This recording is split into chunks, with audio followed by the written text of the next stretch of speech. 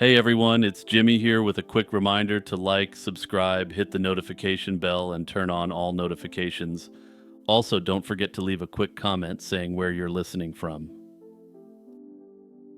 In October 1985, a highway mowing crew in Smith County, Texas, made a gruesome discovery. Human skeletal remains hidden in a brushy gully beside Interstate 20. The victim was an unidentified young woman, and for almost 40 years, her name and story remained unknown. Today, we know that she was Gina Crow, a 27-year-old new mother from Arlington who vanished in 1984 and became the center of a decades-long mystery. Gina was a young Texas mother with an extremely tumultuous personal life. By 1984, at age 26, she had been through multiple marriages, the latest in January 1984, to a man named Dwight Crow. That summer, she gave birth to a daughter in July 1984, but not long after, Gina vanished without a trace. Because her family lived out of state and didn't even know about her new marriage or baby, no one reported Gina missing when she disappeared in late 1984. In the wake of her disappearance, Gina's husband, Dwight, told people that his wife had left voluntarily and cut off contact. He even sent their infant daughter to live with Gina's relatives in Alabama, as he claimed he couldn't care for the baby alone. With Gina's family initially unaware of any potential foul play and no police inquiry, her absence flew under the radar. It would be many months before the truth of her fate began to surface. On October 1st, 1985, more than a year after Gina's disappearance, a Texas highway work crew made a grim discovery in Smith County. While mowing brush along Interstate 20 near the Highway 69 exit, workers stumbled upon human skeletal remains in a gully about 75 feet from the road. Scattered near the bones was a pile of clothing, a yellow shirt emblazoned with Top Rail Country Music, Dallas, Texas, which turned out to be a souvenir from a local bar. She also had a gold butterfly earring and a gold wristwatch were also found in the dirt nearby. Investigators determined the victim was a young woman, and it appeared someone had tried to deliberately hide her body under the brush. Based on the condition of the remains, they estimated she had been dead for about 12 to 15 months, placing her death in the latter half of 1984. This timeline aligned eerily with the period when Gina Crow went missing. While the autopsy couldn't reveal the cause of death, the location in which her body was discovered meant it was investigated as a homicide. For decades, the case remained unsolved and the young woman remained unidentified. No one had realized that the missing Gina Crow and this Jane Doe were the same person, since Gina was never reported missing to authorities. Furthermore, Gina had been living in the Dallas-Fort Worth area, whereas the remains turned up in East Texas, making the link even harder to recognize. Gina's family was left with painful questions. Her father even speculated that because she often hitchhiked, she might have been picked up by a serial predator like Ted Bundy. By 2021, with the trail long cold, the sheriff's office finally tried a new approach, enlisting the DNA Doe Project to help put a name to their Jane Doe. Specialists managed to extract a DNA profile from the old skeletal remains and uploaded it to genealogy databases. By late 2023, their research pointed to a missing woman named Gina Crow. Detectives soon tracked down Gina Crow's relatives, her mother in Fort Worth and her now adult daughter in Alabama, and obtained their DNA. As a result of these efforts, the sheriff's office announced the identification in April 2024, restoring Gina's name nearly 40 years after she vanished. Even with Gina's identity known, the mystery of her death remains. No definitive cause of death could be determined, but investigators believe she was undoubtedly killed and her body dumped to hide the crime. Naturally, suspicion centers on the person closest to her at the time, her husband, Dwight Crowe. He had a history of heavy drinking, and there are allegations that he engaged in violence towards her. Further, when Gina vanished, he claimed she left on her own. Dwight never reported Gina missing, and his behavior struck her family as highly suspicious. Although Dwight is now deceased, one investigator on the case has stated he believes Dwight was likely responsible for Gina's death. If that is true, Dwight escaped justice, but the investigation remains open. Also, just a quick strange footnote on the case. Gina had previously been married to a convicted serial killer named Larry Keith Robinson. While he was permanently locked up at the time of her death, investigators have considered whether he used his contacts on the outside to orchestrate the event. Personally, I think this is much less likely than her husband having done it, but ultimately, this is an avenue that investigators are going down. April 8th, 1988. Along the Lake Michigan shoreline near New Buffalo, Michigan, authorities recovered the remains of an unidentified woman. To local investigators, she became known only as the New Buffalo Jane Doe, a mysterious victim with no name and an uncertain fate. For nearly 4 decades, the identity of this woman and the story of what happened to her remained a haunting puzzle. Today, we know that the woman found that day was Dorothy Glanton, a 71-year-old Chicago resident who had vanished months earlier. For decades, both her family and the police wondered who she was and how she ended up in the lake, until cutting-edge science finally provided answers, though not the full story. Dorothy Glanton was a 71-year-old resident of Chicago's Bronzeville neighborhood in 1987. Born in Alabama and raised in Chicago from the 1920s onward, her family moved north during the Great Migration, and Dorothy had very deep roots in her community.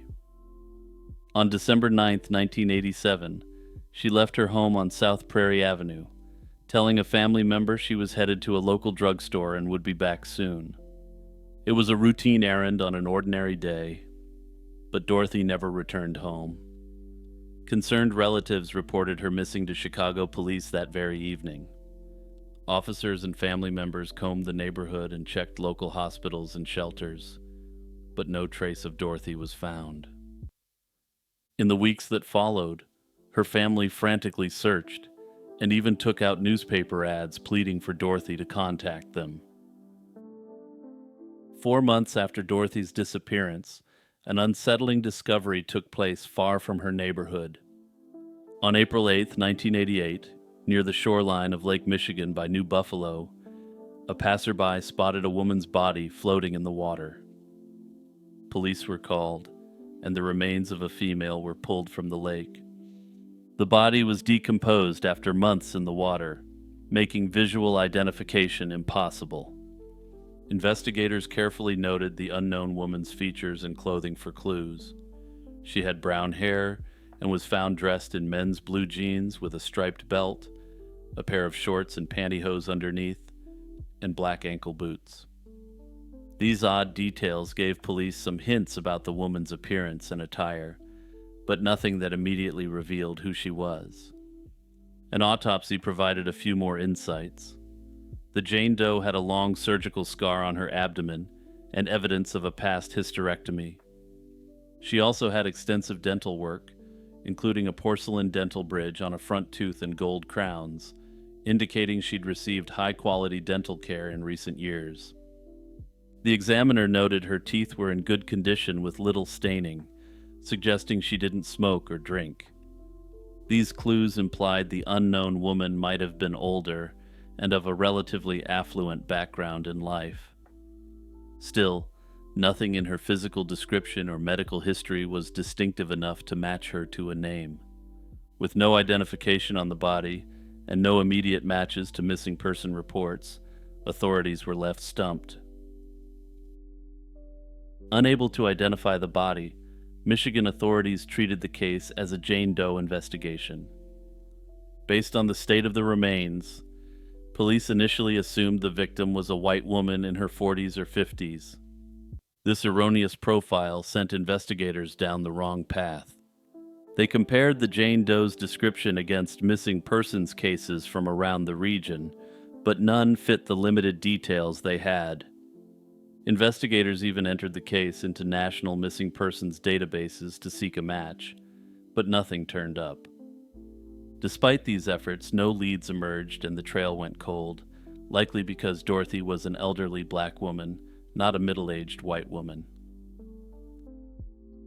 Meanwhile, Dorothy Glanton's family in Chicago heard nothing about the body in New Buffalo. They continued to search for Dorothy in the Chicago area, utterly unaware that she had already been found deceased across state lines. The newspaper plea they published in August 1988, imploring Dorothy to come home as soon as possible, received no answer. For decades, the New Buffalo Jane Doe lay buried without a name in a Benton Harbor cemetery, and Dorothy's family had no closure, and it seemed like a hopeless mystery. In 2021, Michigan State Police decided to reopen the investigation into the New Buffalo Jane Doe. Detectives had the unknown woman's remains exhumed to obtain DNA samples for advanced testing. Using modern forensic technology, they developed a DNA profile and in 2023 enlisted the help of the DNA Doe Project. Before long, the DNA results yielded a surprise that corrected the old assumptions. The genetic data revealed that the Jane Doe was actually an African American woman in her 70s, not a middle-aged white woman as previously believed. At one point, the genealogy team even wondered if the unidentified remains might belong to a daughter of Dorothy Glanton, due to the age confusion. They soon realized the supposed daughter never existed. The Jane Doe was in fact Dorothy herself. Armed with this new understanding, researchers homed in on a family originally from Alabama and a woman who had moved to Chicago as a child. By comparing the Jane Doe's DNA with Dorothy's relatives, investigators finally confirmed that the unidentified remains belonged to Dorothy Glanton. In November 2025, nearly 38 years after Dorothy disappeared, the Michigan State Police announced that the New Buffalo Jane Doe had been positively identified. At long last, the nameless victim had a name. This development brought a bittersweet sense of relief. Dorothy's surviving family members, after so many years of wondering, finally learned her fate and could hold a proper remembrance for her. Now that Dorothy has been identified, one big question remains. How did she end up in Lake Michigan so far from home? The autopsy back in 1988 suggested that drowning was the likely cause of death, but investigators couldn't determine whether her drowning was accidental, self-inflicted, or the result of foul play. One theory that's currently being considered is that she slipped and fell accidentally into the water. However, no one seems to explain how she ended up in New Buffalo to begin with, which adds a great deal of uncertainty to this theory. As you'll recall, she informed her family member that she was just quickly running out to the pharmacist and would be back shortly. Personally, I suspect that foul play must have been involved here, though at present there's just not enough evidence to say if this is the case conclusively. The cold waters of Lake Michigan still hold the secrets of what happened to Dorothy, but at least they no longer hold her identity. Hey everyone, it's Jimmy here with another reminder to hit subscribe and the notification bell if you're appreciating my content. Also, if you want to toss a clam or two my way, feel free to check out the YouTube membership or the Patreon. A passerby walking along Portland, Maine's waterfront on the spring morning of May 22, 2015, made a chilling discovery. It was the body of an unidentified woman washed ashore on the rocky beach. She was strikingly well dressed, wearing a white sweatshirt emblazoned with the word bride in rhinestones and other layered clothing, and carrying $500 cash. Yet she carried no identification, and this mystery woman came to be known as the Portland Jane Doe. Investigators found no immediate signs of foul play, describing the death as an apparent drowning. Nearly a decade later, her true name remains unknown, and the case is still unsolved. On May 22, 2015, at around 6:10 in the morning, a passerby walking the Eastern Promenade Trail in Portland noticed a waterlogged body on the rocks by Casco Bay. The woman appeared to be of Asian descent and was estimated to be between 30 and 50 years old, standing about 5 feet 1 inch tall and weighing around 100 pounds. Distinctively, she had cosmetically tattooed eyebrows and a well-healed horizontal scar about 6 inches long on her lower abdomen. This was consistent with a past cesarean section surgery. Examiners also noted that she had very extensive, high-quality dental work for someone with no identity on record. Despite having these physical details, authorities initially had no meaningful leads for this Jane Doe. Despite all her distinctive clothing, including that bride hoodie, she had no shoes on her feet.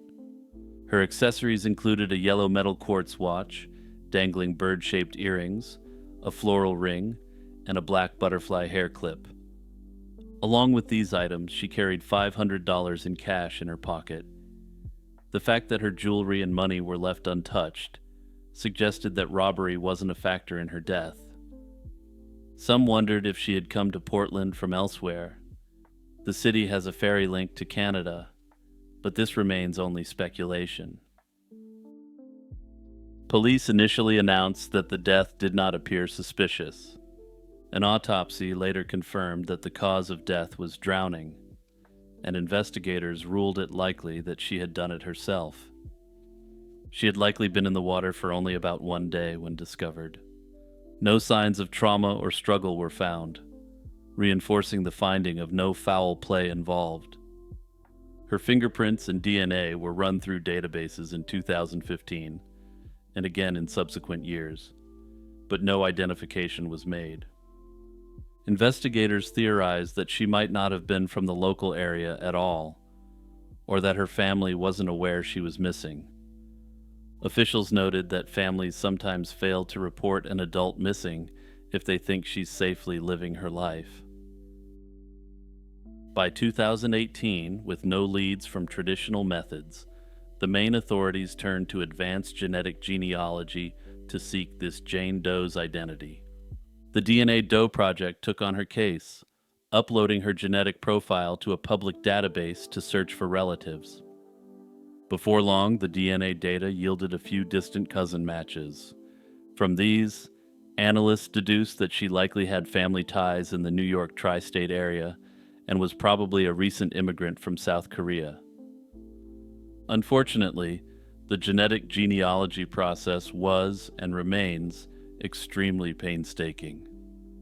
The matches were only distant relatives, third or fourth cousins, which made building her family tree difficult. Further, fewer people of Korean American descent have tested their DNA, limiting the pool of matches. Compounding this issue, according to reports, the technology has gained little traction in South Korea, as people are already aware that they are of Korean ancestry. Today, the Portland Jane Doe case endures as an open mystery. After more than 10 years, investigators haven't given up on giving this woman back her name. The ongoing genetic genealogy research continues, and the team remains hopeful that one day a clear match will emerge. However, this case does show the limits of this technology for people from ethnic backgrounds that aren't likely to show an interest in genetic testing. For now, her identity remains an enduring enigma in Maine's cold case files, still awaiting a solution to its tragic mystery.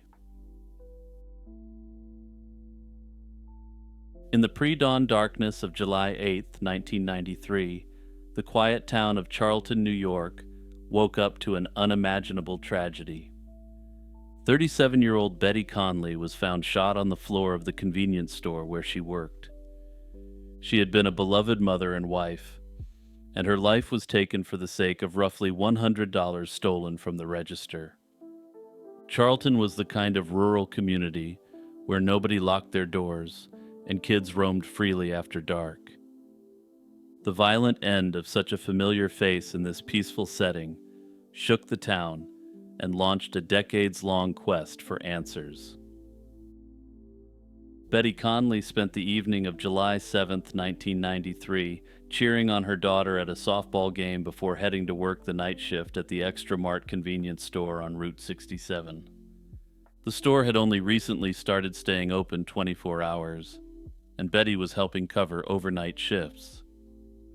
Sometime around 2:10, an unknown assailant entered the store and ambushed Betty from behind the counter. The intruder fired a single shot to the back of her head with a pistol. The perpetrator then grabbed what little money was in the register and fled into the darkness. At about 3 o'clock that morning, a customer came into the Extra Mart and stumbled upon a horrific scene.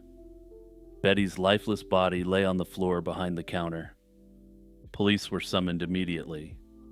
In a grim twist, responding officers recognized Betty as a neighbor, yet they still needed a family member to identify her. Betty's husband, Bruce, was awakened at dawn by police and brought to the scene to confirm that the victim was indeed his wife, slain in the apparent robbery. Saratoga County Sheriff's investigators quickly began working Betty's case, but from the start they faced major challenges. The store's only security camera had been knocked to the floor, so no footage of the crime was captured. Physical evidence at the scene was scant. The crime scene was also not properly preserved, and for reasons that are unclear, the convenience store was allowed to reopen shortly after the shooting. This likely destroyed or contaminated any fingerprints or DNA the perpetrator left behind. In fact, the shell casing wasn't discovered until days later, after the store had reopened for business. Investigators analyzed the bullet and tested numerous firearms across New York, but never found a weapon that matched. Witnesses did offer some crucial clues. Several people reported seeing a suspicious car near the Extra Mart around the time of the slaying. It was described as a white mid-1980s sedan with rust on the driver's door that had been partially covered by primer paint. Likewise, a tall, clean-shaven white male, around 6 feet 2 inches and 35 years old, with shoulder-length blonde hair, was seen in the area that night. This individual became the focus of early leads, but he was never identified or located by police. No arrests were made, and no justice was served in the immediate aftermath. With the mystery still unsolved, many locals began to speculate that the culprit must have been someone from the area. The Extra Mart's location was isolated, and its overnight hours were new, details that an outsider passing through would be unlikely to know. Some also considered the possibility of a drifter or truck driver randomly committing the crime, but investigators found no evidence supporting an out-of-town suspect. Over the years, numerous tips and rumors have pointed to a few individuals in or around Charlton. Detectives followed up on these leads and interviewed people repeatedly, but no solid evidence ever emerged to name a definitive suspect. As in most cases, investigators also scrutinized the victim's family. Bruce Conley was investigated for weeks. He cooperated fully, passed a polygraph, and was ultimately cleared of suspicion. His personal firearm did not match the bullet used, and none of his vehicles matched the white sedan seen that night. According to some later reports, many, including Linda Conley, her daughter, have been highly critical of this intensive initial focus on his father. By the time Bruce was cleared, there were few other leads for police to chase, leaving the town anxious and frustrated. Further, this may explain why the store was allowed to reopen so soon, and why there wasn't a thorough search done of the premises. The cops thought they had their man, and then when it was very clear it wasn't him, the evidence they potentially needed to break the case had already been destroyed. Ultimately, I suspect that this case will never be solved given the fact that the police botched the initial investigation. That said, that shell casing does provide the last glimmer of hope that there will one day be justice for Betty Conley and her family. Wendy Michelle was just 30 years old when her life was brutally cut short in the summer of 1990. That July, a farmer in rural Illinois stumbled upon the body of an unknown young woman in his soybean field. For over 3 decades, she remained known only as the Madison County Jane Doe, until a recent forensic breakthrough finally gave her back her name. While the perpetrator of this horrific act on Wendy still walks free, the authorities are now one step closer to bringing him to justice. Wendy, who was born Winona Michelle in 1959, led a life as dynamic as it was unpredictable. She was described by those who knew her as a loving, fun person with a kind heart and a great love for animals. By age 23, she was married and had 2 children, demonstrating a nurturing side even as she maintained an adventurous spirit. Wendy's life took her across the country. She was born in Los Angeles, raised in Tennessee from toddlerhood, and spent her teen years in Vero Beach in Florida. In the mid-1980s, she moved to Northern California, but she never stayed put for long.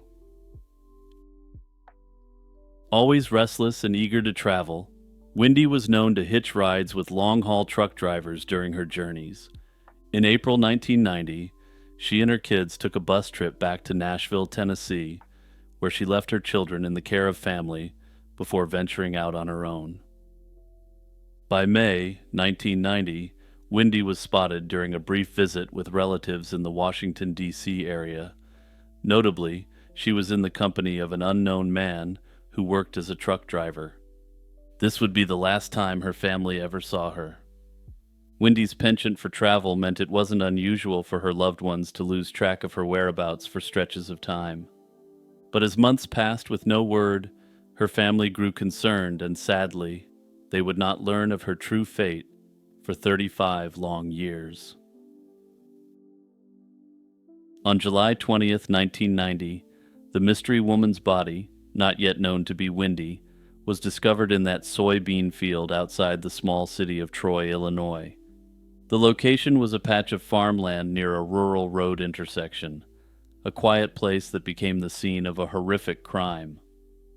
Investigators noted that the victim was found without clothing, except for a pair of white sandals on her feet and a silver ring with a turquoise heart on her finger. Some of her clothing, including a pink Florida t-shirt and undergarments, were found tossed along a path leading toward the body. It appeared the perpetrator had scattered her belongings, perhaps in an attempt to destroy evidence or stage the scene. The young woman had been savagely attacked in a way that shocked investigators. Several of her internal organs were missing. Her reproductive organs had been apparently removed, a disturbing detail that underscored the perpetrator's disturbed intent. Strangely, forensic examiners found no defensive wounds on the victim's body.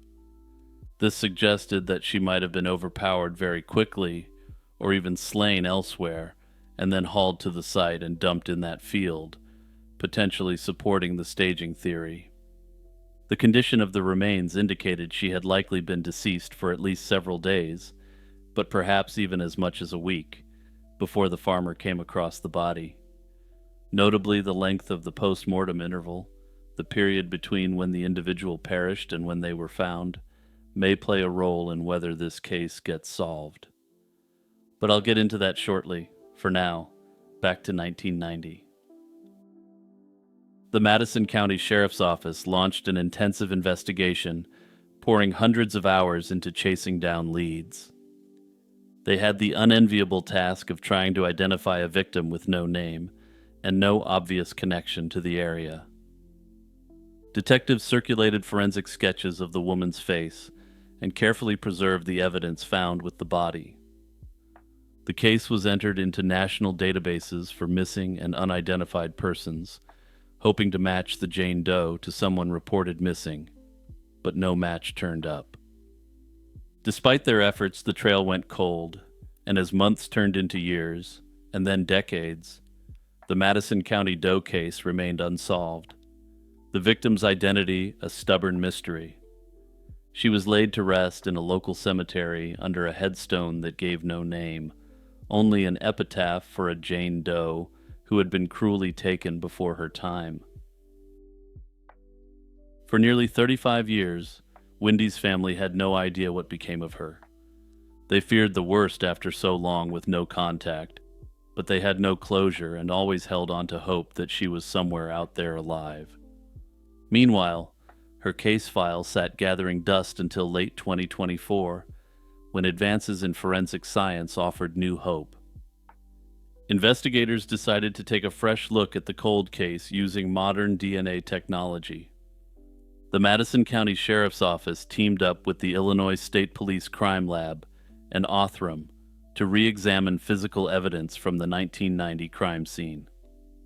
Othram's scientists applied cutting-edge forensic-grade genome sequencing to build a comprehensive DNA profile from the tiny, degraded samples. From there, they turned to forensic genetic genealogy, a method that involves comparing the unknown DNA profile to genealogical databases to find familial matches. By early 2025, this DNA sleuthing paid off, and Othram's team discovered genetic matches that led them to potential relatives of the unidentified victim. Detectives tracked down these family members and obtained reference DNA swabs from them, which confirmed the relationship. The identification was officially announced on July 1st, 2025, bringing a mix of sorrow and relief to Wendy's surviving family. Wendy's brother came out and released a statement on behalf of the family, saying that they were devastated. That said, they expressed gratitude for the hard work by all the investigators in locating their missing family member. With Wendy's identity uncovered, the focus has now shifted to catching the perpetrator. The nature of the crime has led to some chilling theories. One major theory is that Wendy fell victim to a serial predator who stalked women along Midwestern highways. Wendy's habit of hitchhiking with truck drivers in 1990 put her in contact with many strangers on the road. It's possible that the unknown man she was last seen with, the truck driver in D.C., could have been involved in her death, or perhaps she met another assailant as she traveled west. Long-haul trucking routes have infamously been corridors for serial offenders targeting vulnerable women.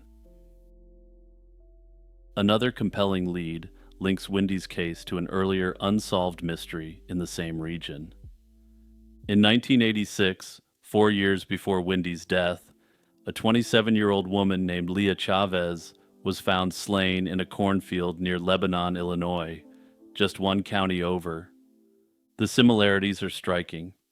Like Wendy, Leah was found in a similar condition, with evidence that the perpetrator had attempted to surgically remove her reproductive organs. Both women had no defensive wounds, suggesting a surprise attack or some other form of incapacitation. The eerie congruence in the violence done to Wendy and Leah Chavez has led some to suspect the same perpetrator may have been responsible for both. Notably, Leah also lived a similar free-spirited drifter-type lifestyle, much like Wendy. In fact, authorities and criminologists have pointed to Larry Hall as a possible suspect. Hall is a convicted kidnapper and a suspected serial perpetrator with 2 confirmed victims, and potentially dozens more. He was active in the Midwest during the 1980s and early 1990s. While Hall has never been charged with Wendy's slaying, investigators are actively considering his involvement.